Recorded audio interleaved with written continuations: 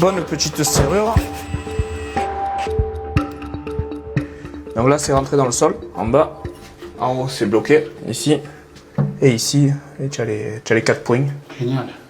Leur tactique est efficace, le nombre de squats ne cesse de diminuer. Il y en avait plus de 70, après on est passé à une cinquantaine, une quarantaine là. Et là, maintenant, on est à 39. Celui-là en moins et un autre en face, ça fait 37. Et justement, Jean-Michel doit aller voir l'un de ces 37 logements encore squattés. Un appartement au 2e étage pour voir les personnes qui sont dedans, pour leur dire que la propriétaire veut récupérer son appartement et que ça serait peut-être judicieux qu'ils déménagent avant qu'il y ait toute la procédure avec la descente de police, les expulsions et tout ça. Mais les squatteurs sont imprévisibles, la visite peut très vite déraper. J'appréhende ça peut mal tourner.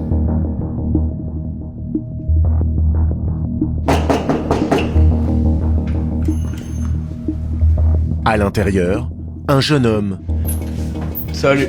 Salut. Dis-moi, je viens de te voir parce que la propriétaire de l'appartement, elle veut récupérer son appartement. Je suis pas disponible pour le moment. Tu sais pas quoi? Je suis pas disponible, je suis... Non mais là, moi je venais juste t'avertir que la propriétaire, elle veut récupérer son appartement. La propriétaire, tu sais, celle à qui appartient l'appartement. Après, je veux... Parce que c'est pas moi qui j'ai loué. Tu l'as loué l'appartement? Oui.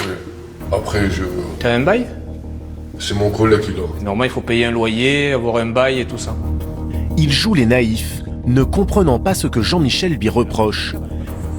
Lui, il paye. Mais il paye à qui? Ah, je sais pas. Ah, c'est pas un propriétaire.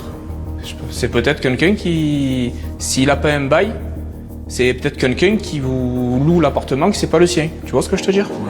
Ça, c'est encore plus problématique. Bon, moi, je venais juste te prévenir, parce que j'ai pas envie que vous soyez pris en traître, te prévenir que si la propriétaire ne récupère pas son appartement, elle va tenir la procédure, ils vont venir faire l'identification et l'expulsion avec la police. C'est juste ça que je venais vous dire. Je vais lui parler. Tu lui dis? Ça va, tu veux mon numéro?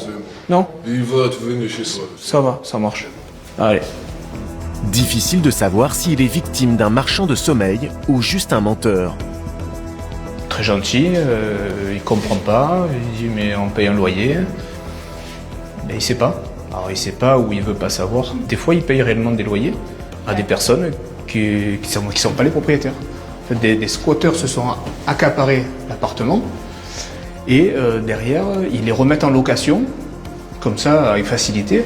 Comme il y a beaucoup de demandes de location tous les jours, moi j'ai 4-5, on peut vite faire du marchand de sommeil, hein, c'est pas le but.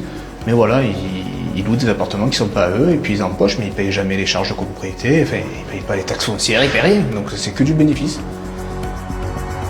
Cette fois, l'échange s'est fait dans le calme, mais les explications du squatteur sont assez vagues.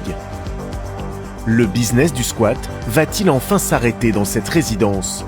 À ce jour, 12 procédures d'expulsion sont en cours et une dizaine devraient être déposées dans les prochaines semaines.